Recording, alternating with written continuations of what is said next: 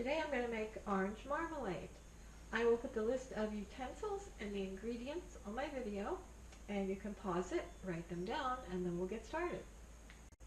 Now we'll measure out 5½ cups of sugar, 1/8 of a teaspoon of ground cloves, and 1/4 of a teaspoon of ginger, and 1/4 of a teaspoon of nutmeg. We wash the oranges and the lemons.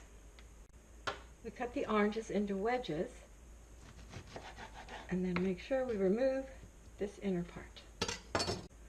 I use a grapefruit knife for this. It makes it much easier. We want to remove the pulp and leave, well, I call it the pith. I don't know if that's the real name for it, but that's what I call it.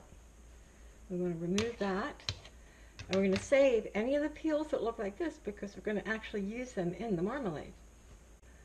As we cut each wedge like this, away from the peel, I just cut them in half to that size. After we've cut up all the oranges, we're going to look at the peels, examine them, and see which ones we think will make a nice color and don't have any discoloration, so I won't use that one. And I like to use a grapefruit knife for this purpose.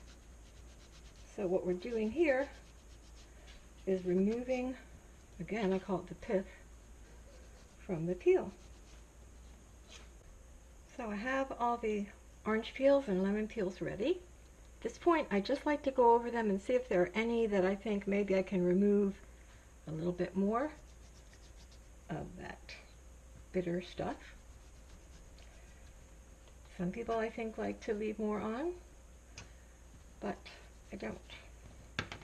We have our peels ready, so this is some of the peels. I'm going to cut them to be about 1 inch long. We'll cut them all up and I'm going to put them in a pot. We have our peels ready, all chopped up, so I'm going to add 2½ cups of water, and then we'll put in, it's supposed to be 1/8 of a teaspoon, so that's like 1/4. Stir it up. We're going to bring it to a boil and then turn it down and let it simmer for 20 minutes. We have our oranges and our orange peels, which I've drained. In the pot I've added 1 box of Sure Gel, and now I'm going to add 2/3 cup of this Dutch gel, which I get from the Martin's Farm Market. The reason I add the extra Dutch gel is that orange marmalade is somewhat notorious for not gelling, and I've tried multiple different ways to do this, and I find that this amount of pectin usually works and gives us a nice thick marmalade. At this point we're putting the oranges with the pectin and the orange peels on the burner, turning it up to high, and what we want to do is bring it to a rolling boil that can't be stirred down. We will boil it for a minute, and then we're going to stop and add the sugar.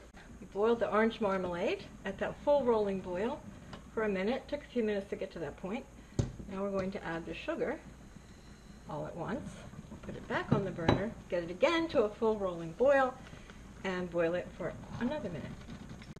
We boiled our marmalade at the full rolling boil for a full minute. Now I'm going to add our spices that we measured out earlier.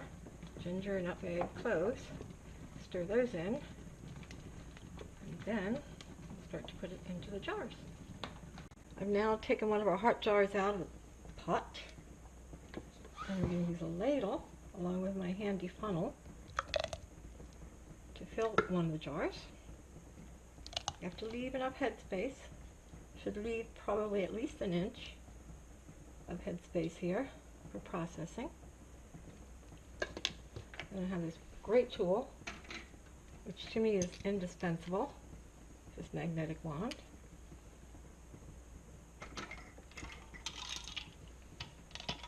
And we can easily lift our lids and our rings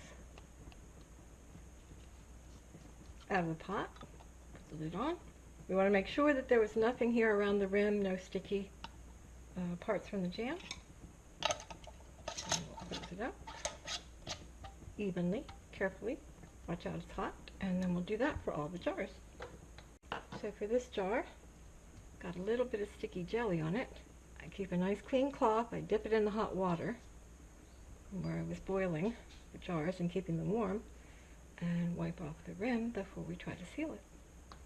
Our jars have been processing in a hot water bath for 15 minutes. That means we've had them in boiling water for 15 minutes. And now I'm going to take them out with this excellent pair of tongs specifically for canning. And you should hear them, the lids, pop. Sometimes it can take a few minutes, sometimes you hear it right away. But eventually that's what you want to check for.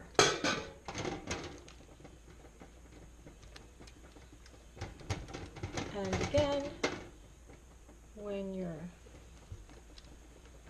making home canned anything, you want to make sure and check the seal. Make sure it's sealed before you actually eat it. So there we have it. Homemade orange marmalade. And there is the plink you want to listen for.